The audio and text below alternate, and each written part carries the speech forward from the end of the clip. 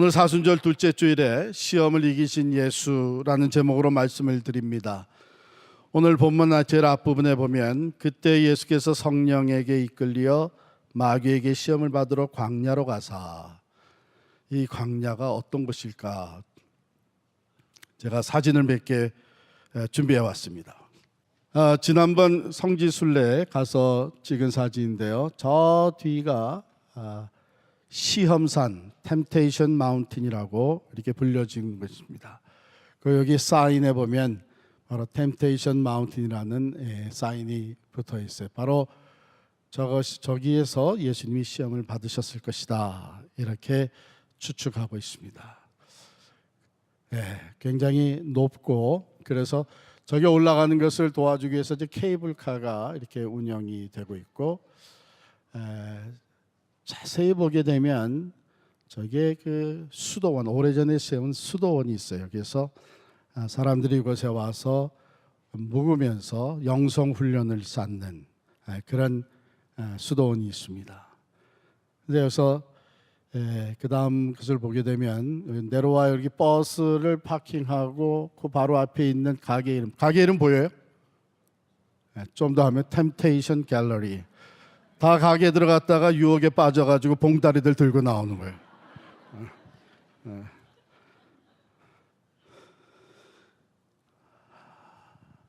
어느 낚시꾼이 월척 큰 피쉬를 잡아서 어탁을 떴습니다. 피쉬 프린트죠. 어탁을 떠서 프레임 액자를 만들어서 딱 걸어 놓으며 그 밑에다가 이렇게 적어 자기 자신에게 삶의 교훈으로 삼았다고 합니다. 그때 내가 미끼만 물지 않았어도 나는 바다에 있으리라. 혹시 지금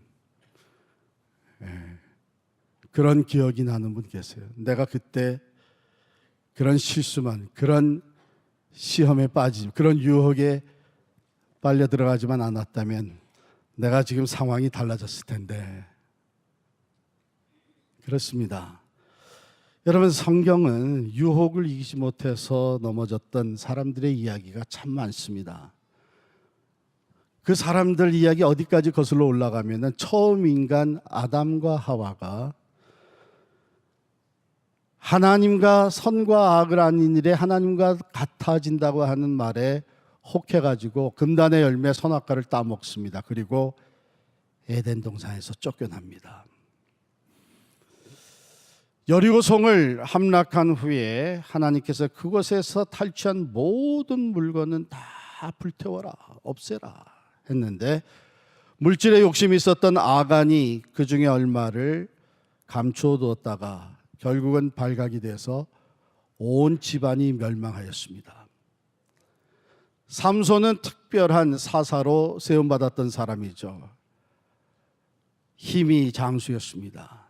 그런데 여인 들릴라의 유혹을 이기지 못해서 결국은 양쪽 눈을 다 뽑히우게 되고, 그리고서는 마지막에는 한 번 더 주어진 기회에 성을 무너뜨리면서 자멸했습니다.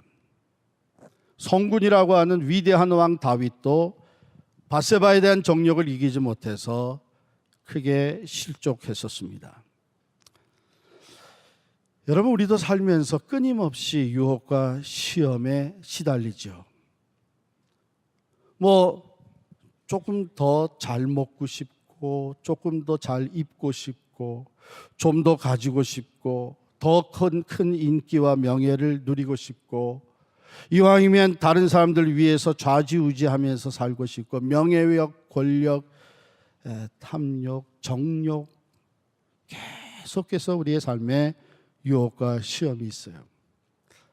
여러분, 영어 단어에 실패라고 하는 단어, failure라고 하는 단어를 보면 그 마지막 부분에 L-U-R-E, lure라고 하는 단어는 유혹하다고 하는 단어죠. 결국 유혹에 빠지면, 시험을 이기지 못하면 실패한 인생이 되고 맙니다. 실패한 그리스도인이 되고 맙니다. 그런데 중요한 것은 참으로 대부분의 그 실패는 돌이키기가 어려운 거예요. 하나님의 말씀은 욕심이 잉태한즉 죄를 낳고 죄가 장성한즉 사망을 낳느니라. 시험이나 유혹이 없을 수는 없습니다. 항상 있습니다. 그렇기 때문에 우리가 시험은 나는 받지 않고 유혹이 없는 삶을 추구하려고 하지는 말고, 그건 어리석은 일이에요. 우리가 준비해야 되는 것은 어떻게 시험을, 어떻게 유혹을 물리치고 극복하고 승리할 것인가. 바로 오늘 본문의 말씀은 그것을 우리에게 보여줍니다. 왜냐하면 예수님이 엄청난 시험을 받으셨지만 그것을 다 물리치셨어요. 승리하셨어요. 본문을 보면 그때에 예수께서 성령에게 이끌려 마귀에게 시험을 받으러 광야로 가사 그랬습니다. 그때가 언제입니까? 그 앞부분 3장 마지막 부분에 보면 그때는 예수님이 세례 요한에게 세례를 받고 올라오실 때입니다. 세례를 받으셨어요. 육신적으로 세례를 받았습니다. 그때 어떤 일이 또 벌어졌습니까? 하나님의 성령이 비둘기같이 내려왔습니다. 하늘로부터 놀라운 음성이 들려옵니다. 이는 내 사랑하는 아들이요 내 기뻐하는 자라. 성령 강림과 하나님의 음성을 들으면서 나사렛 예수는 하나님의 아들로서의 신분에 대한 확신을 얻는 놀라운 순간이었습니다. 우리가 보통 하는 말로 얘기하면 은혜 충만하고 가장 거룩하고 사명감이 가장 불타기 시작하는 겁니다. 왜? 이제 하나님의 아들로서 보내심을 받은 자로서 하나님이 원하시는 세상 구원을 이루기 위해 프라이빗 라이프에서 벗어나 퍼블릭 미니스트리, 공생애를 출발하는 그 시점이었습니다. 그러니까 어떻게 보면은 가장 거룩하고 가장 확신에 차 있고 가장 큰 의욕과 기대를 가지고 출발하는 이 시점, 바로 그때 마귀가 시험을 했습니다.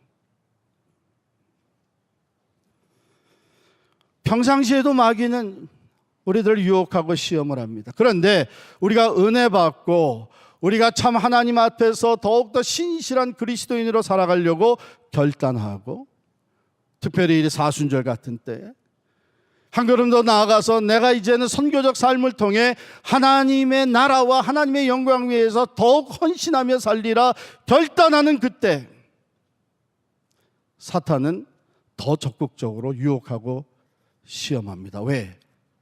사탄은 그런 상황이 놓이게 되면 위협감을 느끼는 거예요. 은혜 받은 자들이, 믿음으로 결단한 자들이, 헌신하며 나가는 자들이 이제는 하나님의 나라를 세워나갈 텐데 자기의 설 자리가 점점 좁아지고 빼앗기게 된다는 것을 아는 사탄은 어떻게 해서든지 이 일을 막기 위해서 더욱더 적극적으로, 더욱더 지혜롭고 교묘하게 시험을 합니다. 그렇기 때문에 은혜 받을수록, 내 마음의 사명감이 커질수록, 거룩한 삶으로 나아가며 열정적인 신앙생활을 할수록 유혹과 시험에 대한 경계태세는 더욱더 강화되어야 합니다. 그런데 많은 사람들이 오히려 태세를 늦추어요. 신앙적으로 때로 자만에 빠지게 되는 것이죠. 바로 이때에 마귀가 예수를 시험했습니다. 여러분, 예수님께서 40일 기도하러 들어가신 이유가 뭐겠어요? 성령께서 그 광야에 가서 40일 기도하게 하신 이유가 뭐겠어요? 이제는 하나님의 보내심을 받은 하나님의 아들로서 이 구원의 역사를, 세상을 구원하는 이 일을 어떻게 이것을 성취할 것이냐, 그 방법, 하나님의 길, 그것을 찾기 위해서 기도하러 들어가죠. 마치 개척교회를 시작하는 목사가 이제 내가 어떤 교회를 어떻게 세워서 어떤 방법으로 성장시킬 것이냐 하는 것을 하나님의 뜻을 묻기 위해서, 하나님의 지혜를 얻기 위해서 기도원에 들어가서 기도하는 것과 마찬가지죠. 바로 그때에 마귀가 시험을 해요. 이 돌이 떡이 되게 하라. 돌이 떡이 되게 하라. 예수님이 이미 40일 동안 굶주렸습니다. 40일 동안 금식 기도했습니다. 그 가운데 본인이 허기질 뿐만 아니라 그때에 어쩌면은 이 육신적으로 허기지고 고통하면서 먹을 것이 없어서 가난에 찌들린 수많은 백성들을 생각하실 수밖에 없었을 거예요. 마귀는 예수에게 이 돌들이 다 떡이 되면 가난의 문제를 해결하고 경제적인 문제를 해결해 주고 그렇다면 이 모든 백성이 너를 따를 것이 아니냐. 정말 이스라엘에 가보니까 돌이 많아요. 온통 돌이야, 온통 돌. 야, 이게 정말 다 떡이라면 이스라엘로 이사 가는 거죠 뭐. 그런데 예수님 그 방법을 물리치십니다. 그랬더니 또 두 번째 유혹을 합니다. 성전 꼭대기에 데려가서 거기서 뛰어내려라. 그러면 하나님의 말씀에 기록된 대로 그가 천사들을 보내어 너를 받들어 내 발이 돌에 닿지 않게 할 것이다. 이건 뭐예요? 예루살렘 성전에 메시아가 오리라고 기다리고 있는 그 수많은 유대인들 백성들 앞에 성전 꼭대기에서 뛰어내려서 하나님의 아들이라고 하는 것을 증명해 보이게 되면 너 센세이션이 일어나고 메시아로 받들어 섬기게 될 거 아니냐. 예수님께서 이것도 물리치셨습니다. 그랬더니 마귀가 물러가는 것 하더니 다시 또 공격해 옵니다. 산 꼭대기로 데려가서 아까 우리 사진으로 본 그런 산 꼭대기에 들어가서 천하만국의 그 영광을 보여주면서 내게 경배하라. 내게 한번 절하면 이 모든 영광 권세를 내게 줄 것이다. 거짓이죠. 그것이 사탄의 것입니까? 하나님의 소유죠. 그런데 이 얘기는 뭐냐면 사탄이 사실은 아직까지 이 세상을 장악하고 있잖아요. 그러니까 내게 한번 절하면, 즉 나도 인정을 해라. 내가 하나님의 일을 위해서 하나님 위해서 하는 건 좋은데 나도 인정을 해라. 타협하자. 하나님도 인정하고 나도 인정을 하는. 그래서 나랑 타협하면 내가 이것을 내게 줄 것이다. 오늘날 많은 사람들이 바로 여기에서 흔들리는 사람들이 있습니다. 우리가 하나님을 섬기며 신앙인으로 살아가는 것 좋은데 현실은 또 다르지 않느냐. 그래서 하나님도 섬기면서 세상은 또 세상적인 방법으로 살아가고, 마치 주님이 얘기하신 것처럼 두 주인을 섬기듯이 신앙적인 면에 있어서는 하나님을 섬기고 세상적인 일에 대해서는 세상의 재물과 명예와 권력을 섬기며 살아가는. 예수님은 단호하게 이것을 거절하십니다. 요만큼의 타협도 없어요. 요만큼의 틈도 주시지 아니하고 말씀하시기를 사탄아 물러가라. 이래서 여러분 여기 세 번, 유대인들에게서 세 번이라는 것은 마치 우리 한국 문화에서 3-4번이랑 같은 의미를 담고 있어요. 해볼 만큼 한다는 거예요. 해볼 만큼. 끈질기게 유혹하고 시험하는 거예요. 그런데 예수님이 그걸 다 물리치셨습니다. 승리하셨어요.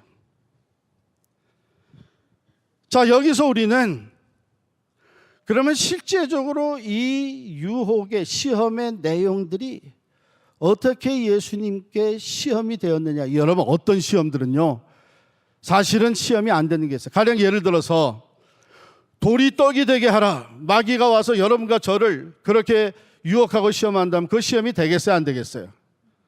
턱도 없는 소리. 내가 무슨 재주로. 근데 예수님에겐 그게 시험이 되는 이유가 예수님은 하나님과 동등하신 전능하신 분이시기 때문에 하실 수 없는 일이 없습니다. 그러니까 마귀가 시험하는 것은 가능성을 타고 들어와서 시험하는 거예요. 전혀 가능성이 없는 일을 얘기하는 것이 아닙니다. 네가 요만큼만 하면, 네가 요렇게만 조금 마음을 고쳐먹으면, 내가 요 사람하고 한번 손을 잡으면 얼마든지 내 것이 될 수 있고 얼마든지 내가 명예를 얻을 수 있고 내가 얼마든지 인정을 받을 수 있다. 가능성을 타고 들어왔습니다. 성전에서 뛰어내리는 것 다 가능성을 타고 들어왔잖아요. 그게 마귀의 지혜로운 시험이에요. 교묘한 시험. 두 번째, 여기서 마귀가 시험할 때에 뭐라고 시작을 합니까? 내가 하나님의 아들이었든. 다 알고 있는 거예요. 예수님이 세례를 받으시고 올라오실 때에 하늘의 음성이 들려온 걸 마귀가 다 알고 있는 거예요. 이는 내 사랑하는 아들이여 내 기뻐하는 자라, 다 알고 있는 거예요. 예수님이 거기에 확신을 가지고 이제 공생애를 시작한다는 것을 다 알고 있는 거예요. 그래서 유혹하기를 내가 하나님의 아들이었든. 솔깃하게 만든. 돌이 떡이 되게 하라. 성전 꼭대기에서 뛰어내려라. 무슨 얘기예요? Prove it. 네가 정말 하나님의 아들이라는 것을 내가 과시해라. 프루브 해봐라. 우리의 프라이드, 누구나 다 자기를 과시해 보이려고 하는 마음이 있는 우리 인간들의 약함을 알고 사탄은 우리를 시험을 합니다. 너 내가 가진 게 얼마냐? 네 재력으로 한번 해봐. 그래서 어떤 사람들은 하나님의 일을 자기 물질 가지고 하려고 그래요. 성전에서 뛰어내려 과시한. 그래서 어떤 사람들은 신기한 현상을 나타내서 사람들의 관심과 인기를 끌려고 해요. 우리들도 그러한 약함이 다 있습니다. 내가 그렇게 신앙생활, 내가 이 정도 교회 목사라면, 내가 그만한 신앙의 경륜이 있다면, 그러면서 우리 자신을 나타내 보이게 하는. 여러분, 하나님의 일은 하나님을 드러내는 일이지 우리 자신을 드러내는 것이 아닙니다. 사탄은 이렇게 유혹을 해요.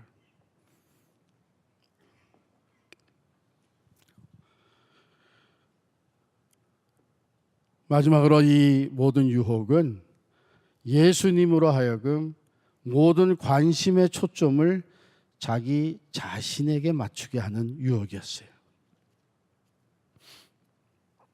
내가 만일 하나님의 아들이거든 뛰어내려라. 천사 그가 너를 위하여 그의 사자들을 보낼 것이다. 너를 받들어 발이 돌에 부딪히지 않게 할 것이다. 이렇게 유혹을 합니다. 내 이 모든 영광, 천하만국의 영광을 네게 주리라.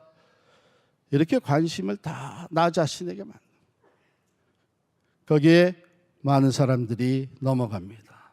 그렇지, 내가 잘 된다는데, 내가 잘 되고 내 가족들이 잘 된다는데, 내가 성공한다는데, 내가 인기, 내가 명예를 얻게 된다는데, 내 이름이 높아진다는데. 예수님은 이 모든 시험을 다 물리치셨어요. 어떻게 물리치셨습니까? 말씀으로 물리치십니다. 말씀으로 물리치십니다. 첫 번째 유혹을 이렇게 물리치세. 사람이 떡으로만 살 것이 아니요 하나님의 입으로부터 나오는 모든 말씀으로 살 것이니라. 잘 들으세요. 떡이 필요 없다고 하지 않았어요. 물질이 필요 없다고 하지 않았어요. 진정 생명을 얻는 일은 물질로 되는 것이 아니고, 가난의 문제를 해결한다고 되는 것이 아니고, 하나님의 입에서 나오는 말씀, 그것으로 우리가 생명을 얻게 된다는 것이, 어떻게 보면 우선순위를 말씀하는 것이죠. 떡도 먹어야 돼요. 물질도 필요해요. 그러나 너희는 먼저 그 나라와 그 의를 구하라. 그리하면 이 모든 것을 너희에게 주시리라, 더하시리라. 사탄은 종종 우리들의 삶의 우선순위를 바꾸게 만들면서, 우선 내가 잘 되고 봐야지, 우선 내가 어쨌든 좋은 대학에 들어가고, 내가 어쨌든 승진하고 봐야지, 우선순위가 바뀌는 거예요. 그러나 주님이 말씀하신 것은 사람이 떡으로만 살 것이 아니고 더 중요한 것이 있는데, 하나님의 말씀으로 사는 것이다. 여러분, 그 이용규 선교사님의 내려놓음이라고 하는 책, 아마 읽어보신 분들이 많이 계실 텐데요. 그 책에 보면은 2005년에 몽골에서 개척하신 교회 한 군데, 그곳을 방문하면서 예배를 드리게 됩니다. 그런데 이제 예배 시간이 다 됐을 때에 벌러르라고 하는 그 현지 자매가, 몽골 자매가 그저 몸에 온통 땀 범벅이 돼가지고 헐레벌떡 들어오는 거예요. 그래서 무슨 일이 있었냐 물어요. 근데 이 벌러르라고 하는 이 자매는 일찍이 원래 귀머거리였는데 소리를 못 들었는데 그 선교사님들과 여러들이 모여서 함께 기도하는 가운데 귀가 열린 거예요. 그래서 그 기적을 체험했던 자매죠. 이 자매가 하는 얘기가 바로 몇 시간 전에, 예배 시작하기 한 4시간 전에 소를 잃어버린 거예요. 자기 소를 잃어버려가지고 소를 찾아서 사방으로 다니면서 있다가 보니까 벌써 예배 시간이 다 된 거예요. 그래가지고서는 소 찾던 일을 중단하고 들판을 가로질러가지고 교회 예배 시간에 맞춰서 달려오느라고 온통 땀에 범벅이 된 거예요. 그 얘기를 듣고 선교사님과 교회 리더들이 그 자매를 위해서 기도한 거예요. 하나님, 이 자매의 이 아름다운 믿음을 보시옵소서. 그리고 응답하셔서 이 자매의 소를 속히 찾을 수 있도록 은혜 베풀어 주시옵소서.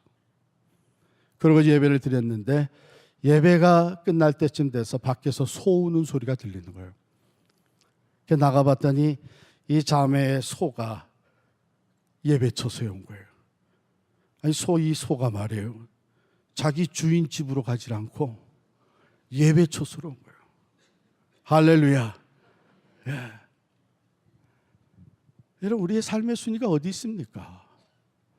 요즘 이 삶의 순위가 자꾸 흔들리는 것 같아요. 과거에는 비즈니스 출입하고 여행하고 할 때에 될 수 있는 대로 내가 예배를 빠지지 않으려고 관심을 가지고 스케줄을 짰던 사람들도 요즘에는 그냥 그게 아무 생각 없이 스케줄을 짜요. 아이, 목사님 뭐 어디 가서나 예배 드리면 되지 않습니까? 좋아요. 중요한 건 우리 마음의 우선순위죠. 사업을 하고 공부를 하고 우리가 사회생활 책임 있게 해야 되는데, 그런 중에 하나님이 보시는 것은 우리의 우선순위가 어디 있느냐. 마치 떡으로 다 살 수 있는 것처럼 재력으로, 사람들과의 네트워크로, 내 경험과 내 지혜와 능력으로 모든 것을 다 해결할 수 있는 것처럼 하나님은 우선순위에 저 아래 두고 다른 것들에게 우선순위가 가 있는 것은 아닌지. 예수님은 말씀으로 물리치십니다. 두 번째도 말씀으로 물리치십니다. 세 번째로 말씀으로 물리치십니다. 그런데 여러분 잘 보시면 이 말씀으로 물리치시는, 그 말씀을 인용해서 물리치시는데 그게 지금 무슨 작업을 하시는 거냐 하면, 사탄은 예수님 자기 자신에게 관심의 초점을 다 맞추게 해야지, 내가 너로 인하여 너를 다 자기 자신에게 관심을 맞추게 하면서 유혹하고 시험하는데, 예수님은 그 관심의 초점을 하나님께로 돌리는 거예요. 하나님께로. 사람이 떡으로만 살 것이 아니요 하나님의 입에서 나오는 말씀으로 사는 것이다. 주 너의 하나님을 시험하지 마라. 사탄아 물러가라. 오직 하나님만 경배하고 그만 섬길 것이니라. 이게 중요합니다. 우리가 우리의 관심을 하나님께로 돌리게 되면 하나님께서 모든 것을 주관하시고, 하나님께서 모든 것의 주인이 되시고, 하나님께서 모든 것을 다스리시며 심판하시는 것을 우리는 다시 리마인드 하게 됩니다. 여러분, 사탄이 우리를 유혹할 때에 우리도 많이 이미 당했을 수도 있고 지금도 그런 유혹과 시험에 우리가 공격을 받고 있을 수도 있습니다. 사탄이 유혹할 때에, 시험할 때에 사용하는 대략 한 5가지의 프레이즈가 있어요. 말이. 여러분도 잘 아시는 거예요. 첫 번째가 뭐냐? 이 정도는 괜찮겠지. 이 정도는 괜찮아. 큰 일이라면 불안하고 두려운데 사탄이 맨 처음부터 큰 일을 저지르게 하지 않아요. 조그만 거, 이 정도, 이건 괜찮아. 그래서 어떻게 돼요? 바늘도둑이 소도둑이 되는 거예요. 작은 것에서 유혹에 빠져서, 시험에 빠져서 시작한 것이 점점 커져서 그 다음에 감당할 수 없는 큰 죄악, 헤어나지 못한. 두 번째, 딱 한 번인데 딱 한 번인데. 딱 한 번으로 시작된 술, 담배, 딱 한 번으로 했던 마리아나, 드럭, 도박, 한 번이 두 번이 되고 세 번이 되고 5번, 10번이 되면서 그 다음에는 완전히 중독에 빠졌다. 헤어나오지 못하는 사람이 얼마나 많습니까? 세 번째, 다 경험해 봐야 돼. 특별히 젊은 사람들에게 젊었을 때 이거 다 경험해 봐야 돼. 다 경험해 둘 필요 없어요. 또 다 경험할 수도 없어요. 셀렉트 해야 돼요.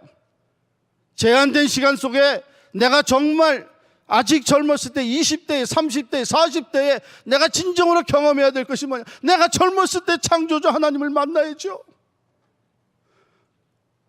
하나님을 경험하는 것이 우선입니다. 말씀의 능력을 체험하는 것이 우선이에요. 임마누엘, 하나님의 임재를 경험하는 예배가 우선입니다. 그런데 그런 거는 다 제껴놓고 좋지 않은 것, 불의한 것, 쾌락을, 내 말초신경을 건드리는 것, 이런 것들을 젊었을 때 다 경험해면 조심하세요. 그 경험이 내 인생을 망쳐놓을 수가 있습니다. 그런 사람들이 수두룩하게 많습니다. 네 번째, 누구나 다 이렇게 사는데 아유, 너뿐만이 아니야. 아유, 교회 다니는 사람들도 다 그래. 누구나 다 이렇게 살아. 이러면서 유혹을 합니다. 5번째, 우리가 때로 어쩌면 지금 말씀을 들으면서 내가 이제는 이런 일을 중단해야 되겠다. 이제는 내가 더 이상 이런 것에 손대지 말아야 되겠다. 관련하지 말아야 되겠다. 이게 마귀의 유혹과 시험인 게 분명하다. 그래서 마음을 돌이키려고 할 때, 거기서 벗어나려고 할 때 사탄이 사용하는 것이 뭐냐면 No hurry, 서두를 거 없어. 아직 시간 충분해. You could do it tomorrow. 조금 더 벌고, 조금 더 누리고, 조금 더 엔조이 하다가 나중에 하면 되지, 나중에. 네, 여러분 기억하세요. Tomorrow may be too late. 많은 사람들이 나중에 그래, 내가 좀 더 일찍이 중단했어야 되는데, 내 양심에 찔림이 왔을 때 그때 내가 접었어야 되는데, 하나님의 말씀이 내 마음을 도전했을 때에 내가 회개하고 돌아서 했어야 되는데 조금 더 하다가 나중에, 그래가지고 패가 망신하고 돌이킬 수 없는 상황으로 들어간 사람들이 엄청나게 많습니다. 여러분, 이런 시험들은, 유혹들은 참으로 우리의 인생을 파멸로 몰고 가는 것들입니다. 예수님은 그 모든 시험을 다 물리쳤어요. 돌이 떡이 되게 해서 사람들을 끌어모으는 거 물리쳤어요. 센세이션을 일으켜서 인기와 영향력을 발휘하는 것, 타협하는 것 다 물리쳤어요. 자, 그러면 예수님이 이걸 다 물리치고 선택한 건 뭐예요? 무슨 방법을 선택하신 거예요? 본문에 써 있지 않지만 우리는 너무나 잘 아는 것이 예수님의 남은 생애를 보아서, 그가 살아갔던 그 공생애를 봐서 우리는 너무나 잘 아는, 예수님은 이때부터 골고다의 길을 선택하신 겁니다. 십자가를 선택하신 것입니다. 그리고 그 길을 걸어가지 시작하신 거예요. 사람들에게 돌이 떡이 되게 해서 그 문제를, 먹는 문제를 해결해 주는 대신 자기 자신의 몸을 생명의 떡으로 삼아서 십자가에서 찢기우시고 내어주셨습니다. 하나님의 뜻을 이루기 위해 조롱과 비난과 수치와 죽임을 당하면서도 그는 타협하지 아니하고 자기의 생명을 속죄의 제물로 내어주시는 십자가를 선택하셨습니다. 마귀가 유혹했던 이 세상의 일시적인 세상의 영광이 아니라 십자가의 죽음과 부활을 통해 주어지는 영원한 영광을 바라보시면서 골고다를 향해 걷기 시작을 하셨습니다.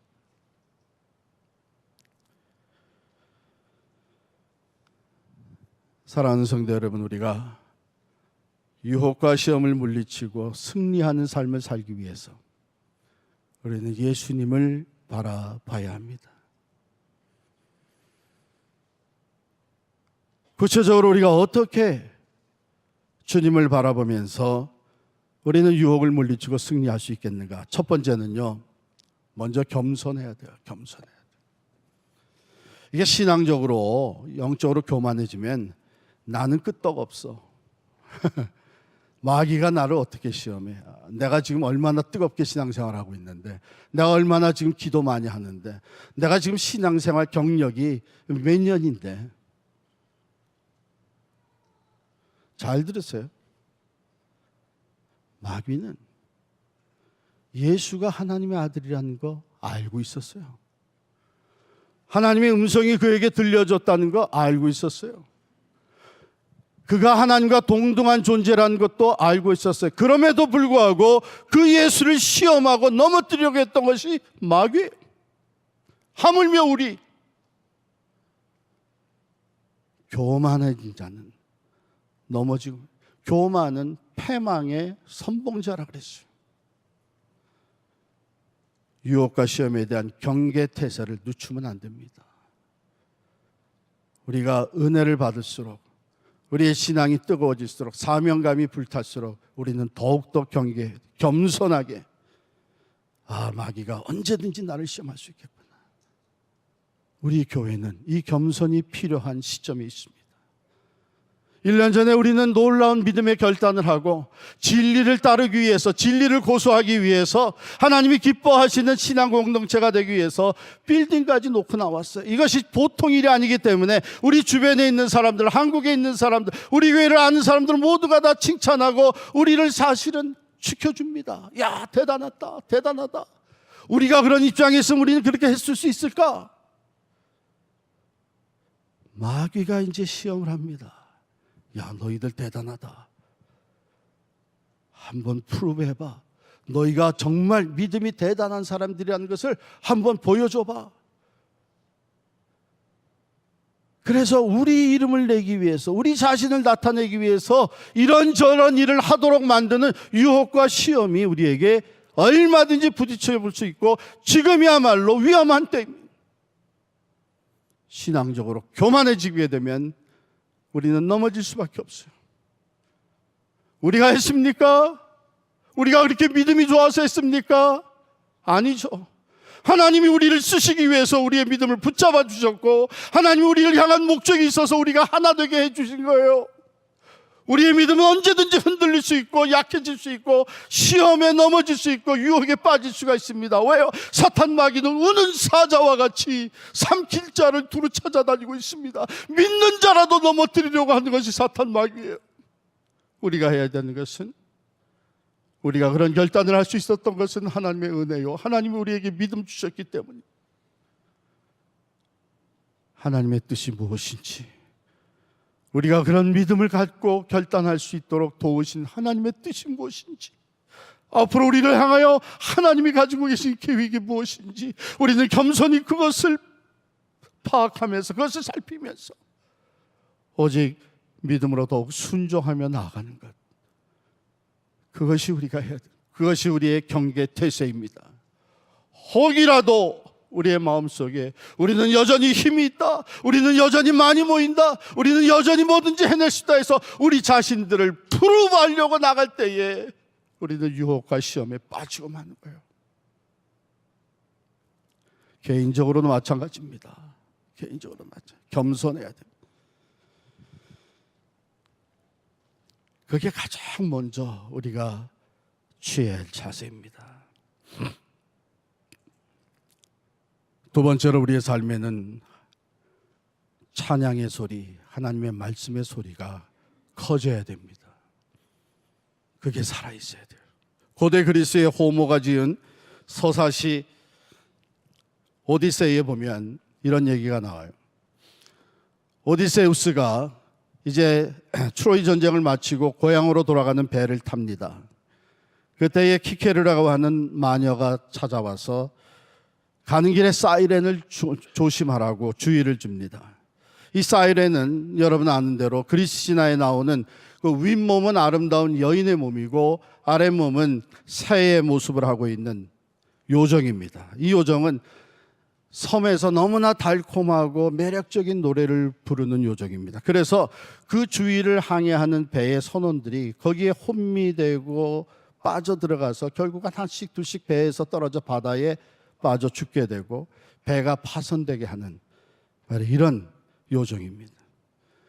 키르케가 오디세우스에게 경고하기를 당신은 이 사이렌이 있는 곳을 지나가게 될 텐데 만일 그 유혹에 빠지면 가족들을 만나지도 못할 뿐더러 다시는 살아 돌아오지 못하는 지경이 되고 말 것입니다. 그러니 어떻게 해서든지 그 사이렌을 그냥 지나쳐야만 됩니다. 오디세우스가 이 경고를 듣고 사이렌이 있는 곳을 지나갈 때에 선원들에게 모두 웩스로 귀를 다 틀어막게 만듭니다. 그런데 자기는 그 사이렌의 그 소리가 어떤 거기 때문에 그러냐. 그래서 그 아웃 큐리아시티 선원들에게 명령하기를 나는 이 배의 포스트에 밧줄로 꽁꽁 묶어라. 그리고 만일 내가 그 사이렌의 소리를 들으면서 발버둥 치며 나를 풀어달라고 소리칠 때면 나를 더더욱 조여서 밧줄로 조여 묶어라. 그렇게 명령을 내립니다. 사이렌 소리가 들려오는 지경에 선원들은 귀를 막았기 때문에 그 소리를 듣지 못했습니다. 그 소리를 듣는 오디세우스는 밧줄에 묶여 있는 상태에서 몸부림을 치기 시작을 합니다. 풀어달라고 소리칩니다. 그때 선원들이 명령한 대로 밧줄로 더욱 조이면서 꽉 묶어서 겨우 그것을 빠져나오게 됐다는 얘기입니다. 그런데 그 후에 그 사이렌을 물리친 또 한 케이스가 있습니다. 바로 오르페우스라고 하는 유명한 음악가입니다. 그가 배를 타고 항해를 하는 중 어디선가 너무나 달콤하고 아름다운 노래가 들려옵니다. 바로 사이렌이 나타난 것입니다. 배의 선원들이 하나씩 둘씩 바다에 빠져 들어가는 것을 봅니다. 이때 오르페우스는 자신이 가지고 가던 하프를 가지고 배의 가장 높은 선 위로 올라가서 하프를 켜면서 노래를 부르기 시작을 합니다. 그러자 선원들이 오르페우스의 노래에 더 집중하기 시작을 합니다. 왜냐하면 사이렌의 노래보다도 이 오르페우스의 노래가 더 아름다웠기 때문입니다. 죽음으로 이끄는 달콤한 노래보다 더 아름다운 생명의 노래에 힘입어서 모두가 사이렌이 지배하는 죽음의 바다를 무사히 빠져 나와 구출을 받게 됩니다.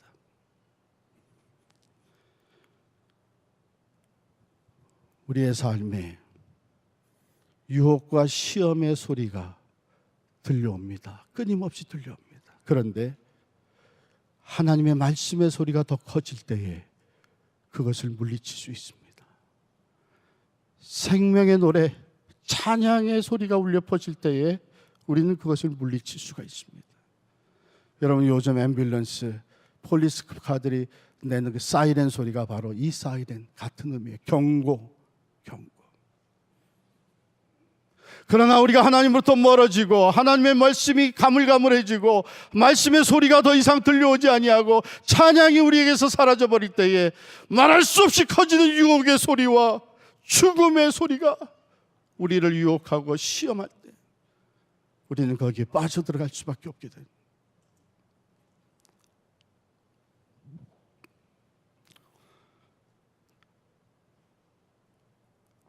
말씀은 우리를 하나님께로 관심을 돌리게 합니다. 찬양은 우리로 하여금 하나님을 기억하게 만듭니다. 여러분, 창세기 39장 9절에 보면 요셉이 유혹을 물리친 얘기가 나오잖아요. 요셉이 노예로 팔려가서 보디바의 집, 바로의 시위 대장의 집에서 종살이를 하는데 워낙에 성실하고 그 요셉으로 말미암아 그 집안이 더 복을 받게 되니까 이 보디바 주인이 모든 가정 총무로 그를 삼아서 모든 것을 그에게 맡겼습니다. 어느 날 보디바의 아내가 이 젊은 준수한 요셉을 보면서 유혹을 합니다. 동침하자고 자꾸 끌어들입니다. 그때 요셉이 뭐라고 얘기합니까? 이 집에는 우리 주인이 내게 모든 것을 다 맡겼으나 오직 하나, 당신만은 자기의 아내이므로 내게 맡기지를 않았는데 내가 어찌 이 일을 행하여 하나님께 범죄하겠습니까? 잘 들으세요. 내가 어찌 이 일을 행하여 우리 주인 보디바에게 범죄하겠습니까? 그렇게 얘기하지 않았습니다. 내가 어찌 이 일을 행하여 하나님 앞에 하나님 목전에 득죄하겠습니까? 범죄하겠습니까? 요셉은 유혹이 부딪혀올 때에 그 모든 관심의 초점을 하나님께 맞췄습니다.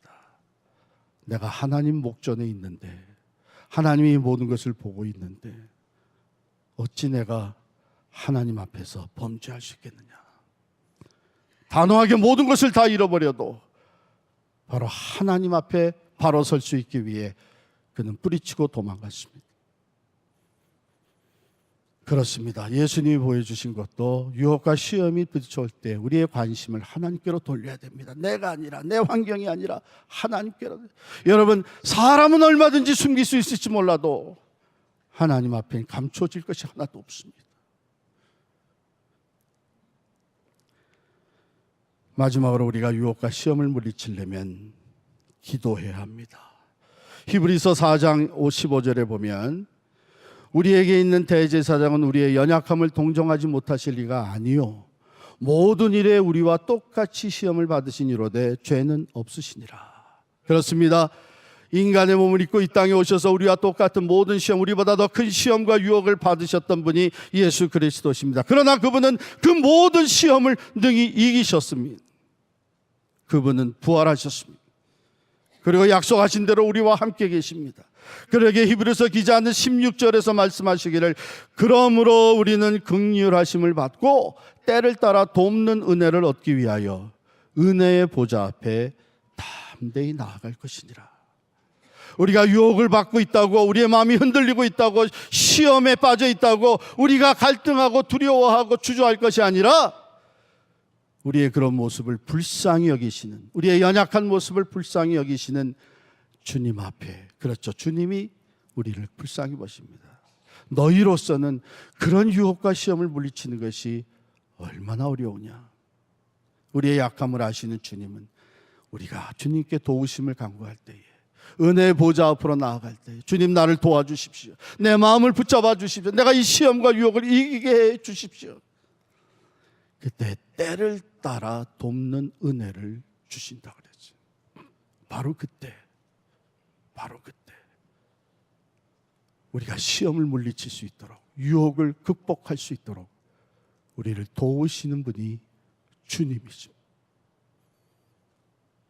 예수가 함께 계시니 시험이 오나 겁없네. 예수님을 의지할 때 우리는 유혹과 시험을 물리치고 주님과 더불어 승리하게 될 줄을 믿습니다. 오늘도 우리가 이 자리를 벗어날 때에 마귀는 우리에게 하지만 괜찮아, You could do it tomorrow. 유혹하는 소리가 들려올 것입니다. 요만큼의 틈도 주지 아니하고 담대하게 예수의 이름으로 물리치고 사탄아 물러가라. 하나님 앞에 바로 서서 나아가시고 유혹과 시험을 물리치시고 승리하는 여러분과 제가 될 수 있기를 간절히 축원합니다.